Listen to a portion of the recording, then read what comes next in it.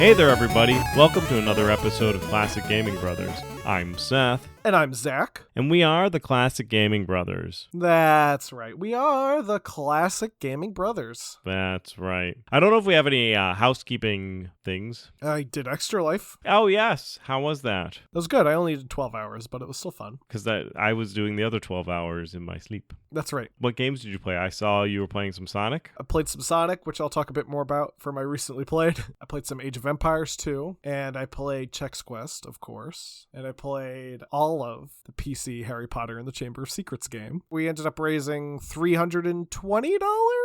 Nice. $330, something like that. Why don't you tell me a little bit about what you've been playing recently? So one of the games that I was playing was Sonic Delta Reloaded, a ROM hack of Sonic 3 and Knuckles that has been in development for a very long time, but with the most recent version being released in 2023 as part of the Sonic Hacking Contest. I played this version during the first half of the Extra Life stream I did. It took me about 5 hours to play through entirely, and that's because the game consists of Sonic the Hedgehog, Sonic the Hedgehog 2, Sonic 3, and Sonic and Knuckles, and contains extra levels that were scrapped as part of the Sonic 2 prototypes, and also incorporates elements that were part of early design documents but never actually made into levels, such as Winter Zone, which was going to be in Sonic 2, was never actually, there's no artwork of it ever existing, it was just in design documents. Well, they put it in this game. And yeah, it was a lot of fun, but it is a lot, and it took me a very long time to play. Again, about 5 hours total, and that's because I ended up going for all the Chaos Emeralds in Sonic 3 and Knuckles, and all the Super Emeralds,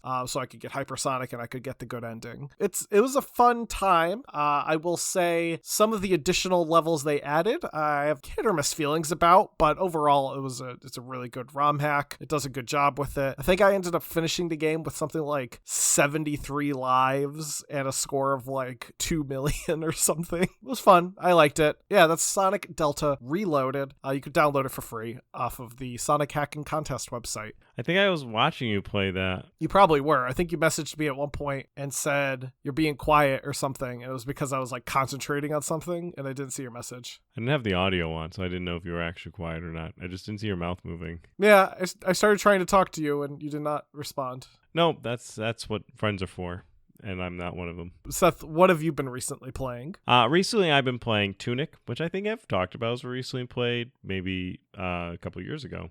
I think I talked about it as a recent play too. Possibly.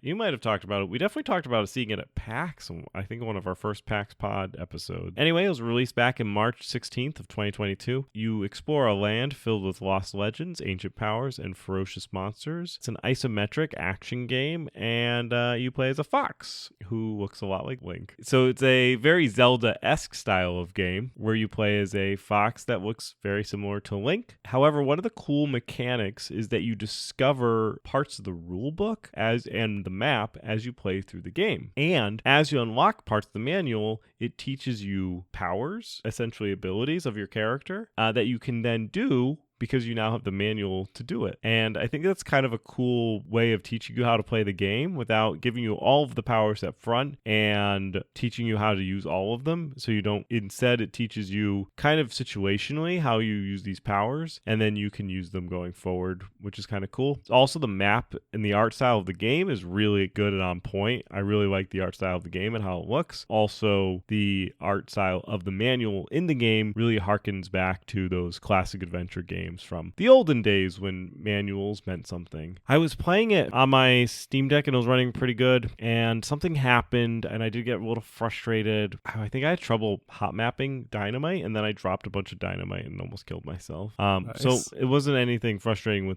due to the game. It was mostly frustration with my ineptitude of playing games.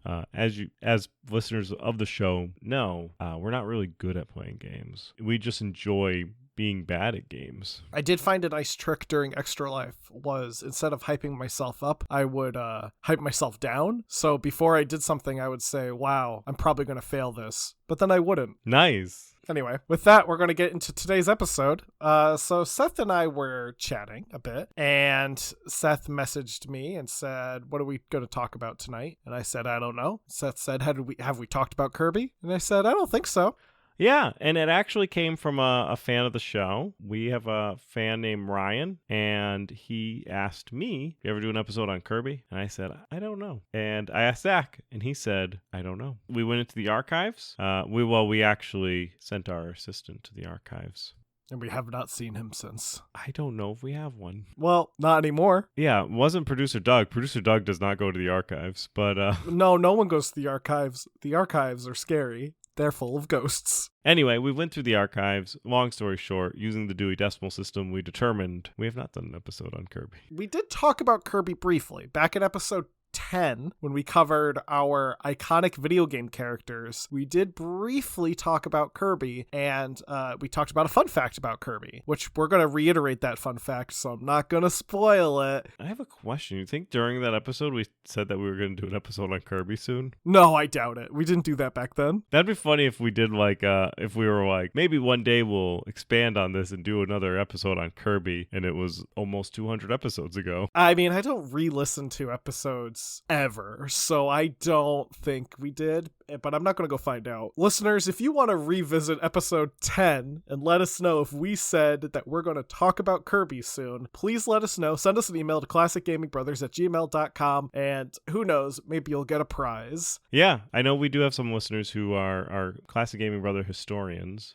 so if you can get back to our archives, or if you know off the top of your hand if we did say that we were going to talk about a Kirby episode, then let us know. Maybe we'll give you a free game. Anyway, today we're going to be talking about Kirby. Specifically, we're going to talk about the original game, Kirby's Dream Land and Kirby's Adventure, which is the second game, because those were released very close to each other. The original Kirby game, Kirby's Dream Land, was created by Masahiro Sakurai for HAL Laboratory. HAL, as we talked a bit about in our Mother episode, was founded in 1980 in Chiyoda, Tokyo by Mitsuhiro Ikeda. The company originally started making games for the MSX computer and the Commodore VIC-20. These early games weren't exactly record-breaking, and the company was soon nearly bankrupt when they began developing Metal Slater Glory for the Famicom. What the heck is the premise of Metal Slater Glory? Let me look it up. It sounds like a little MSG. That's what it sounds like to me. Is it full flavor? It's a adventure game. It looks like a point-and-click adventure game. Like a visual novel style adventure game. Is there a reason that they went nearly bankrupt because of it? They were just putting in a lot of hours and they did not have a lot of money. There was also a chip problem. It was using the MMC5 mapper, and that made the cartridges exorbitantly expensive. And Nintendo was able to sell the boards at a discount so that HAL could put out the game, because otherwise they would have had to either source the boards with their own money and go bankrupt, or charge a lot of money for a game and no one would buy it. Well, look at that. There's Nintendo saving them from the bankruptcy. And when Nintendo did save them for bankruptcy, they had one condition, and that was that HAL employee Satoru Iwata was going to act as HAL's president. So they installed him as president and saved them from bankruptcy. And Satoru Iwata would later become president of Nintendo. Yeah. So I think they saw a lot of promise in this guy. Iwata would go on to be one of the more key players at Nintendo. And there's actually a series of interviews with Iwata, and it's really, really fascinating because I think he does spend some time interviewing different people throughout the company and talking about what they do and stuff like that. Fascinating fellow, and a real key player in video games and in, of course, Nintendo and HAL. Now, as a fun fact about HAL, in 1998, after the release of Kirby, Iwata wanted to design a logo for the company. So he tasked an employee, Shigesato Itoi, who later would go on to work on Mother, to design this logo. Itoi wanted to incorporate the ideas of an unexpected bond, which invokes the feeling of the birth of something new, and came up with the idea of a dog incubating eggs in a nest, which would go on to become HAL's official logo. And apparently, originally, no one at HAL liked it. They did end up keeping it, but no one liked it originally, but it just kind of stuck. But that is their logo today. It's a dog sitting in a nest with a couple of eggs. It's like incubating them, so it's like, curled up around them. Now, prior to the adoption of this logo, HAL worked on plenty of video games for Nintendo, and they became one of Nintendo's few second-party developers. In 1992, a developer for HAL, Masahiro Sakurai, began work on a game for the Nintendo Game Boy. Sakurai, who was only 19, came up with the idea of a platforming game where the character would have the ability to inhale enemies and fire them out as attacks. Now, the game was developed on Sharp Twin Famicom, an officially licensed Famicom system created by the company Sharp, which combined the base Famicom unit with a disk system accessory. Sakurai did not use a keyboard to develop the game and instead made use of a trackball and a virtual on-screen keyboard to input individual values, which sounds like torture to me. No one else did this. Sakurai was just like, I am the future.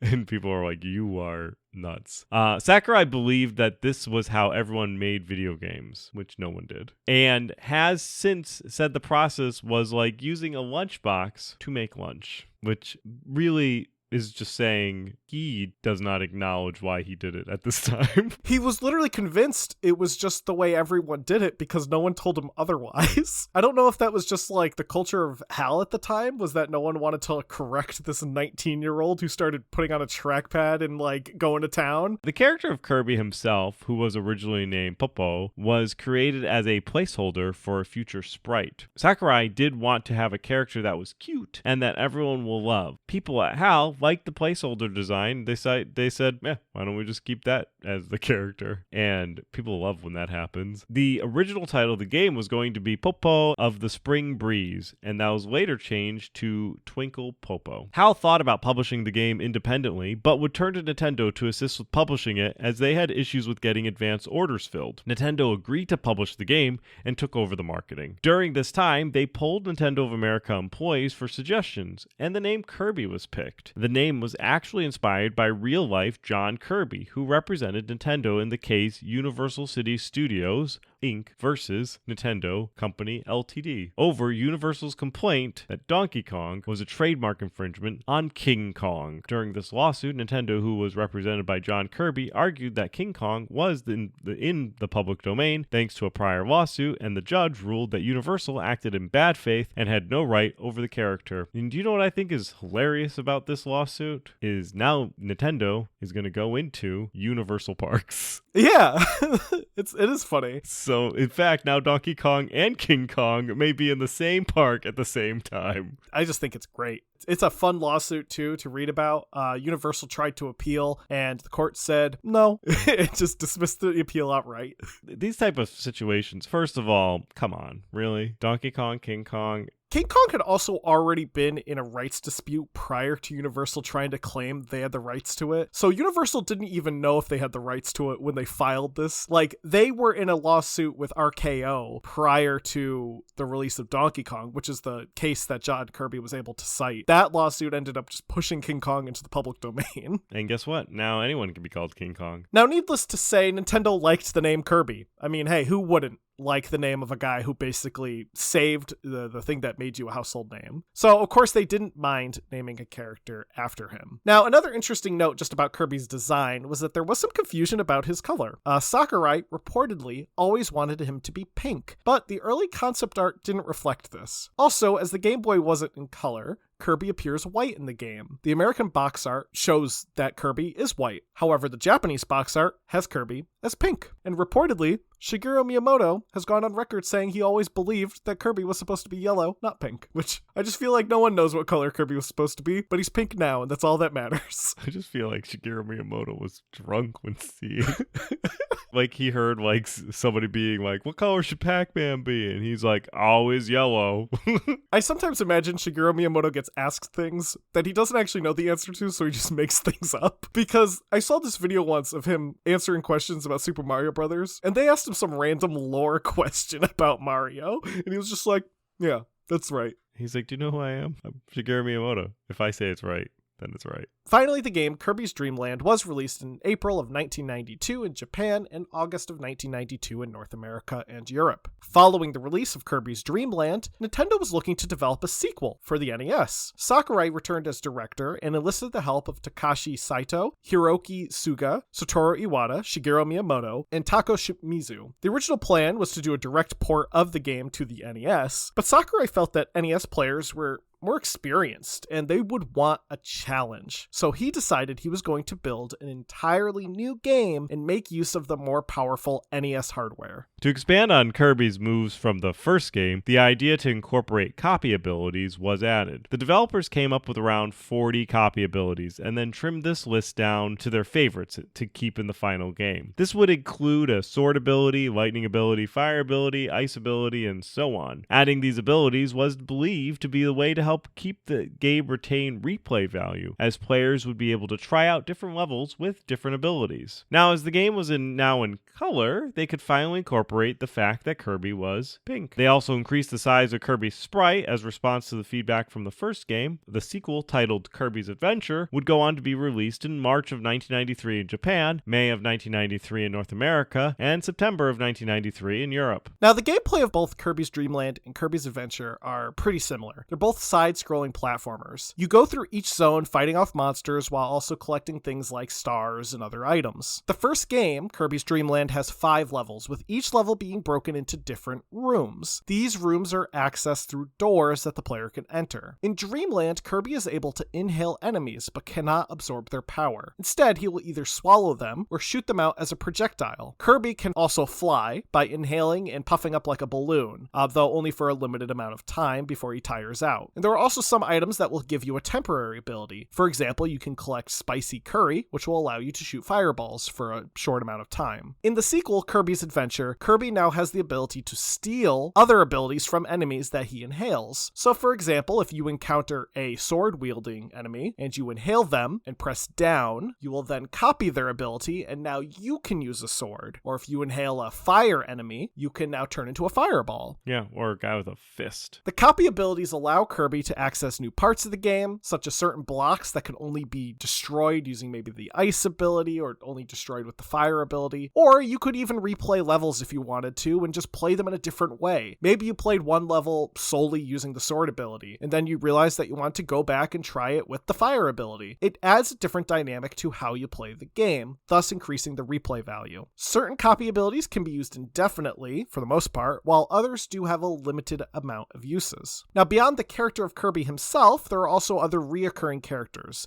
So some of the minor reoccurring characters include like Waddle Dee, who is this little ball monster with 2 eyes and like no mouth, and he just kind of wanders around. I'm pretty sure in one of the games, Waddle Dee does no harm to you except if you touch him. Like, he doesn't charge after you. He doesn't throw anything at you. He's just walking back and forth. If you touch him, he hurts you, so he just gets in the way. But there are also some reoccurring, I would call them almost major characters. For example, the villain, sometimes hero, King Dedede, who is a penguin, who in some of the games is like Kirby's arch nemesis, almost like Bowser to Kirby's Mario, while in other games, he's Kirby's best friend, and they go on adventures together and have picnics. So also kind of like Bowser, who will sometimes go go-karting with Mario or play board games with him. There is also the anti-hero of Meta Knight. Meta Knight is, I think, best popularized by his appearance in Smash Brothers, but he kind of is like Kirby shaped, but has wings and a sword, and he first appears as a boss, but he later appears as like, I don't know, some guy that kind of like helps Kirby out when he's in need. Kirby, I think, is interesting because while all the games have different storylines and plots, a lot of times they're very simplistic. So for example, there's like one Kirby game where the whole plot is that Kirby just really wants a piece of cake, and he like loses a piece of cake, so then he has to go on an adventure, and then he ends up fighting like a giant monster. There's like other games where Kirby's just trying to like hang out with friends and have a picnic. Like, yeah, it's just what Kirby does. He does simple things because he's a simple lad. But also I think that before we start talking about how the game did and all that stuff, I think one of the things that we need to mention that I don't think we have written up is that the music in Kirby is amazing. Oh, it's so good. Everything about it is good. Zach will lay in some good Kirby music. I'll put in a smattering of some of my favorite Kirby tracks.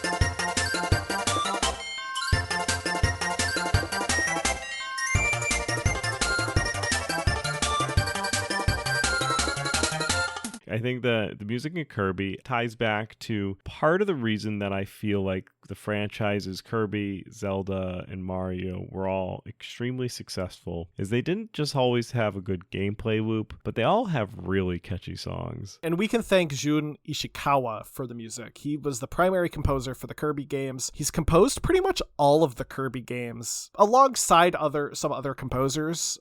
So for example, he worked with Hirokazu Ando for many of the games and Tadashi Ikigami for a couple of the games. But for the most part, Jun Ishikawa has literally done, if you look up a Kirby game, he's done the music for it. In all fairness, his music, a lot of the games have very similar sounding music, but it's all very good music. Yeah, it's all just great stuff. Now, in regards to how did these games sell? Poorly. Kirby didn't go anywhere. It was rough. They just released these 2 games and then they went bankrupt. JK. The first game, Kirby's Dream Land, sold incredibly well. With around 4.6 million copies selling worldwide by 1997, it quickly became HAL's most successful game. The game also ranked fairly well with Allgame, giving it a 4 out of 5, and Nintendo Power praising the game, noting that it was deceptively simple looking. Nintendo Power giving reviews to HAL, could be a little biased though, since they were a second-party developer. However, the game still had the sales to back it up. Kirby's Adventure also sold well, topping Famitsu's sales charts in May of 1993. It ranked at number 8, with Super Mario Kart ranking just above it. The game released late in the NES lifespan, with the SNES already available to market, but this didn't stop people from playing and enjoying the game, and go on to buy the future Kirby games to be released on the SNES. Now, Kirby's Adventure scored very highly and was critically well received, with one reviewer comparing it to Konami's Tiny Toon Adventures, which is an apt comparison. Tiny Toon's Adventures is it's a great game. Kirby's Adventure, also great game. GamePro rated the game 20 out of 20. EGM ranked the game as 8.25 out of 10, and Computer and Video Games ranked it as an 89%. Great job for HAL. And Zach, where does Kirby go from here? Kirby's Dream Land and Kirby's Adventure would just be the start of a massive franchise. With the years to come, there have been 11 additional mainline Kirby games and 16 spin-off titles. An immediate sequel to Kirby's Dream Land was released in 1995 for the Game Boy called Kirby's Dream Land 2, and a Super Nintendo sequel called Kirby's Dream Land 3 was released in 1997. Dream Land 3 is great. Dream Land 3 has this like pastel, almost like hand-drawn art style that something about it just looks amazing. And it's on the Switch Super Nintendo like add-on, so you can play it anytime you want. It's if you have a Switch and also the add-on. Now, Kirby's Dream Land 2 and Kirby's Dream Land 3 both incorporate a new gameplay mode where players can ride various animal friends, such as a fish that can swim, an owl that can fly, a hamster that can run fast, and a cat. And I forget what the cat does. But riding these animals with a copy ability equipped will give you a unique attack. So if you have like the lightning ability in the fish, he shoots light bulbs. And I remember Kirby's Dream Land 3, if you have the lightning ability and you're with the cat, he turns you into a rug and he rubs you on the ground so that you create a static discharge and you like shock things. Oh, that's fun. Now, Kirby's Dream Land would also see a shortened remake in the Super Nintendo title Kirby Superstar, which is Kirby Superstar is not one game, it's kind of a collection of games. Yeah. Kirby Superstar is very equivalent to Mario All-Star. It is, yeah, except it doesn't have full versions of Kirby's Dream Land. It's kind of like a best of Kirby's Dream Land with updated graphics and better gameplay. Well, at least you have to fight that big tree. That's all that matters. Kirby's Adventure was also remade as Kirby's Nightmare Dream Land for the Game Boy Advance in 2002. Also a great game. Kirby's Nightmare Dream Land is amazing. I'm just wondering, do you have a tree that blows things in Kirby? But what if he was a Deku tree? Oh. Like, what if Kirby just came out of nowhere and anyway. I'm trying to remember his face kind of looks like a... He's got does he have like he's got like a Pinocchio nose? Face. Yeah, he's got a big Pinocchio nose. He's got circle eyes and a circle mouth, and he drops apples, and you have to pick up the apples and throw them at him. Yeah. And in one of the games, you can equip fire, and you can light him on fire. Perfect. Now, the most recent Kirby game was The Forgotten Land, released in 2022 for the Nintendo Switch. It is the first fully 3D platformer in the series. That's the most recent mainline, not a remake Kirby game, I should say, because I'm pretty sure there's also a 2023 Kirby game that is a remake, Kirby's Return to Dreamland Deluxe, which came out in 2023. So that is a remake or deluxe version of the Nintendo Wii game, so it doesn't really count. But the most recent original Kirby game was The Forgotten Land, and that is a fully 3D game. It's wild. You play as Kirby in a dystopia universe. Yeah, I know you can also eat a car. You can eat a car, and then you're Kirby as a car. I really like The Forgotten Land. It's a very casual style. It's a Kirby game. Like, it's just fun. It's not super difficult. It makes you feel good. You do fun things.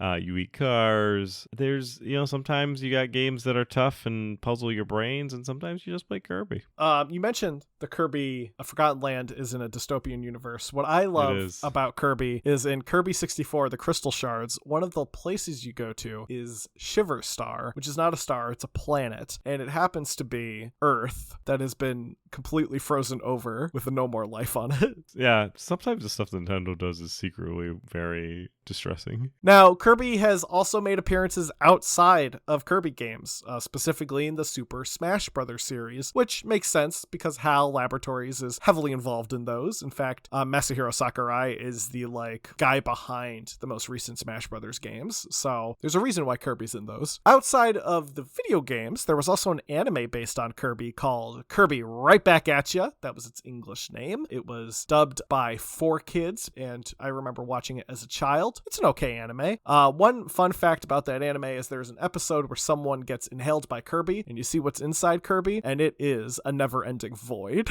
He's like the TARDIS. He is huge on the inside.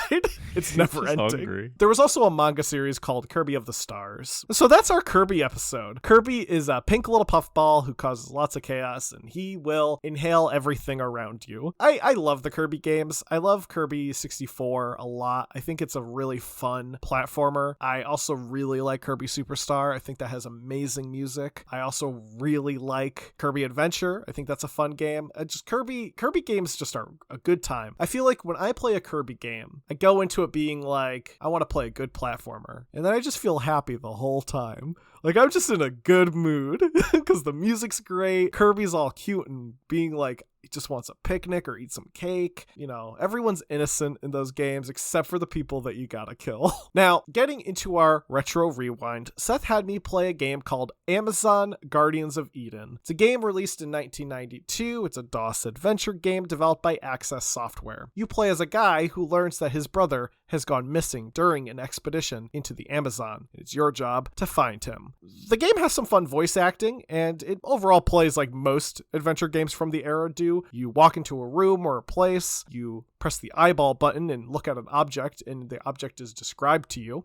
You then press the hand button, and that activates things. You press the pickup button, and that picks up things. It's exactly what you'd expect from an adventure game. I did think the graphics were a bit muddled. I had trouble telling kind of what objects were, as it looks like a lot of the objects were like photos that they digitized and then made very pixely. But overall, it's a fun little game. I did like when you use the hand action to interact with things. Sometimes you would click on something, and the speech bubble would pop up and just say, okay, but it wouldn't actually tell you what you did. I wasn't sure what I was doing, and then I realized I turned on a projector and it started playing a movie, but it was like, okay. It overall holds up if you like adventure games. Next week, Seth, I want you to play ActRaiser for the Super Nintendo. All right. Now, Zach had me play Fester's Quest, released in North America in 1989 and in Europe in 1990. It's a shoot-'em-up game where you play as Uncle Fester from the Addams Family, and you have to rescue the world, or at least the town that you're from aliens. That makes sense. UFOs come in and they take everybody away, and you have to go and rescue them,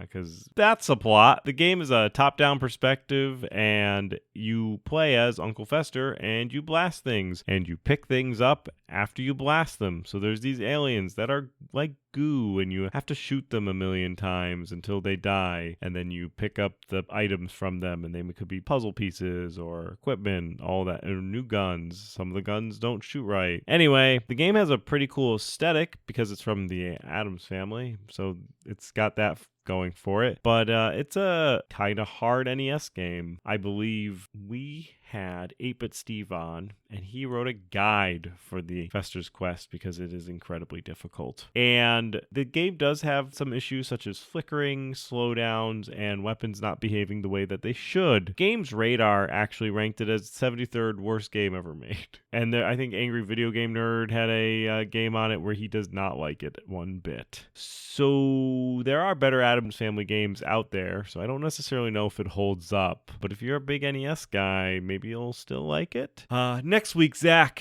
you could play Lighthouse, the Dark Being, and that's for Windows 3.x. Great. I will do that. Now, thank you everyone for listening to today's episode. If you have any thoughts about Kirby, and I don't know, you want to tell us about them, email us at classicgamingbrothers@gmail.com. You can also reach out to us via our website, classicgamingbrothers.com, or our Facebook, Classic Gaming Brothers, Instagram, Classic Gaming Brothers, Twitter, CG Brothers Pod, or Blue Sky, CG Brothers Pod. We're available wherever podcasts can be found, be it iHeartRadio, or Podbean, or iTunes. And with that, Seth, am I forgetting anything? Don't play games like my brother.